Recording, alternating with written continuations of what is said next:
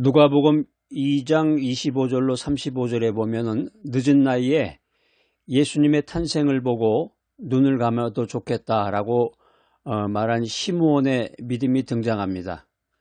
그의 믿음은 늦은 나이와 신체적 약점에도 불구하고 흔들리지 않았습니다. 누가복음 2장 36절로 38절에 보면 안나의 믿음이 등장합니다. 84년에 솔로 생활을 한 후에 하나님을 기다린 안나의 믿음은 나이와 환경의 어려움에도 불구하고 하나님을 기다렸습니다. 84년을 독신 생활을 했으면 보통 분은 아니시죠? 이제 더 나이 드신 분이 등장하는데 99세까지 하나님의 말씀을 전한 빌리 그레암 목사는 늦은 나이에도 흔들리지 않고 믿음으로 하나님의 말씀을 전했다. 우리가 이 사실을 알고 있습니다. 인생 살면 세월이 흘러가고 나이가 들면서 몸이 약해지고 경제적인 어려움이 찾아오게 됩니다.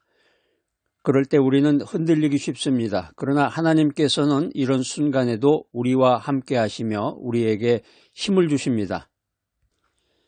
C.S. 루이스는 이런 말을 남겼습니다. 고난은 하나님의 확성기이다.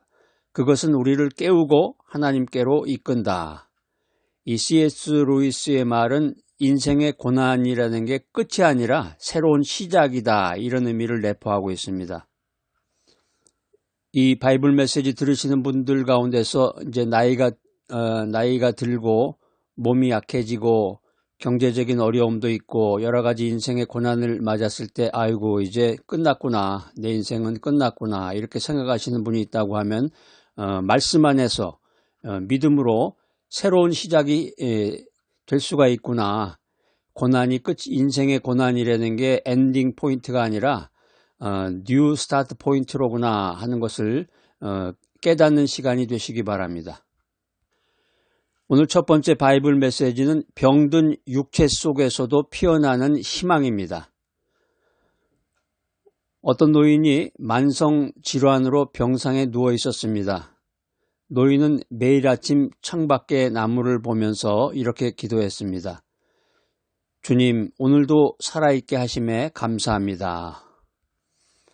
노인의 얼굴에는 평안이 가득했고 주변 사람들에게 오히려 위로를 전해주었습니다. 여러분이 이 노인의 환경 같으면 여러분 무슨 말을 하겠습니까? 어떤 기도를 할 것 같아요? 아이고 저는 아직 그렇게까지는 안 될 거예요. 저는 아직 나이도 아직 많지 않고 나이가 들어도 저는 건강할 겁니다. 이렇게 생각하시는 분도 있는 것 같으네요. 나이가 들어도 이제 철이 덜 든 분들이 많기 때문에 인생이라는 것이 인생이라고 하는 것이 네 글자로 줄이면 생로병사예요. 인생은 생로병사다. 태어나서 나이가 들고 병이 들어서 죽는 거다. 생로병사. 그것을 거역할 사람은 아무도 없는 거예요. 병즉생이라는 말이 있습니다. 병이 들면 오히려 새 생명을 찾는다 이런 뜻인데 고린도후서 4장 16절 말씀을 한번 읽어보겠습니다. 그러므로 우리가 낙심하지 아니하노니 겉사람은 낡아지나 우리의 속사람은 날로 새로워지느니라. 이 말씀도 중요한 말씀인데 암송구절입니다. 여기에 이제 새로워진다 이 말이 회복이 된다, 회복된다 이런 의미도 내포하고 있습니다. 우리가 나이가 들면은 이 외모가 늙어 보이잖아요. 주름도 생기고 흰머리도 나고 그렇지만 우리가 믿음 가운데 있으면 우리의 속 사람은 더 새로워지고 회복이 된다. 이런 놀라운 뜻이 담겨 있습니다. 사도 바울은 고린도 교회에 편지를 쓰면서 자신의 고난에 대해서 전하고 있습니다. 사도 바울은 그동안 복음을 전하면서 많은 박해를 받고 또 질병으로 인해서 육체가 약해졌지만 오히려 영적으로는 강해졌다. 이런 고백을 하고 있는 것입니다. 존 웨슬리는 고린도후서 4장 16절을 가리켜서 영혼의 갱신이다 이런 표현을 했는데 육체의 쇠락 속에서도 하나님과의 관계가 깊어진다 이런 의미입니다. 우리가 인생 살다 보면은 나이가 들어서 이제 이 몸이 쇠약해지는데 그러니까 나이 들면은 뭐 기본이 당뇨병하고 동맥경화, 혈압, 이건 이제 기본적으로 다 걸리는 것 같아요. 보면 누구나. 나이 들어서 육신이 약해져도 오히려 하나님과의 관계는 더욱더 깊어진다는 것입니다. 이 말씀을 신학적으로 분석해 보면 하나님의 은혜가 육체의 한계를 초월한다는 뜻입니다. 오늘 말씀을 들으시면서 육체가 병들어도 영혼은 새로워질 수가 있구나, 이 사실을 깨달으시기 바랍니다. 나이가 들어서 몸이 쇠약해지고 병이 들었을 때 이렇게 기도하시기 바랍니다. 주님, 제 영혼을 새롭게 하소서. 나의 병든 몸을 원망하기보다는 하나님의 은혜를 찬양하며 하루하루를 시작해야 되겠습니다. 두 번째 바이블 메시지는 경제적 어려움 속에서 찾는 참된 부입니다. 어느 어머니가 죽은 아버지의 유산을 아이들에게 나누어 주었습니다. 어떤 아이가 받은 것은 빈 상자였습니다. empty box. 그런데 그 상자 속에 어머니의 편지가 들어있었는데, 내가 가진 진짜 보물은 너희들의 사랑과 건강한 삶이란다. 이것이 나의 큰 유산이다. 어머니가 참 지혜로우신 어머니 같으네요. 빈궁즉도. 빈궁즉도라는 말은 가난하면 도를 깨닫게 된다, 이런 의미가 있는데, 이 인생 살다가 겪는 이 경제적인 어려움이라는 건 젊어서도 겪을 수가 있고 중년에도 겪고 나이 들어서도 겪을 수 있는 것인데, 경제적인 어려움은 인간을 괴롭히는 거대한 산입니다. 그러나 하나님은 우리에게 참된 부에 대해서 말씀하고 계십니다. 성경은 일관적으로 이렇게 말하고 있습니다. 세상의 부는 잠깐이지만 하나님의 부는 영원하다. 여기서 말하는 세상의 부라는 것은 돈, 재산, 명예를 말하는 것이고, 하나님의 부는 사랑과 기쁨과 평안을 의미합니다. 믿음의 사람은 경제적인 어려움 속에서 감사를 발견해야 됩니다. 시편 50편 23절 말씀에 보면 감사함으로 하나님께 영광을 돌리라, 이런 말씀이 기록이 되어 있습니다. 우리가 인생 살다가 겪는 이 경제적인 어려움 속에서도 하나님께 감사할 수 있습니다.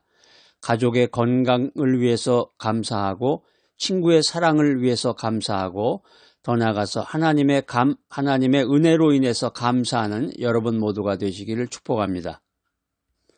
우리가 경제적인 어려움 속에서 참된 부를 찾으려면 하나님의 부를 추구해야 됩니다. 하나님의 부는 영원하고 하나님의 부는 참된 기쁨과 만족을 줍니다.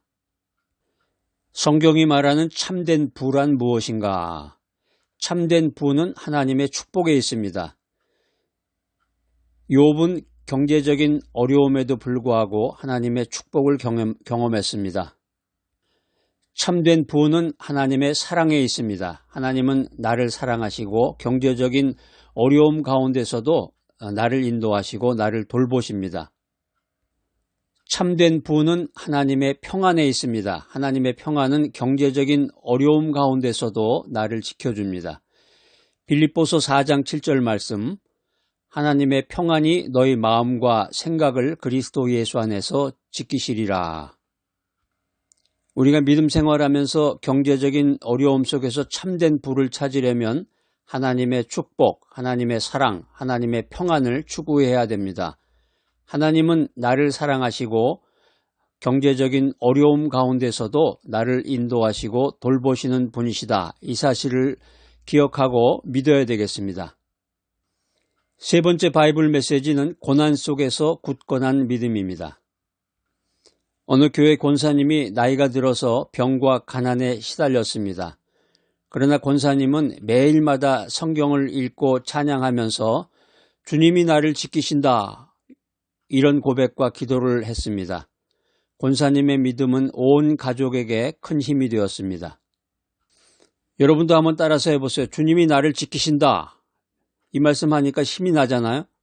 역경즉강이라는 말이 있습니다. 역경즉강이라는 것은 역경 속에서 강해진다, 이런 뜻인데, 시편 23편 4절에 보면 내가 사망의 음침한 골짜기로 다닐지라도 해를 두려워하지 않을 것은 주께서 나와 함께 하심이라.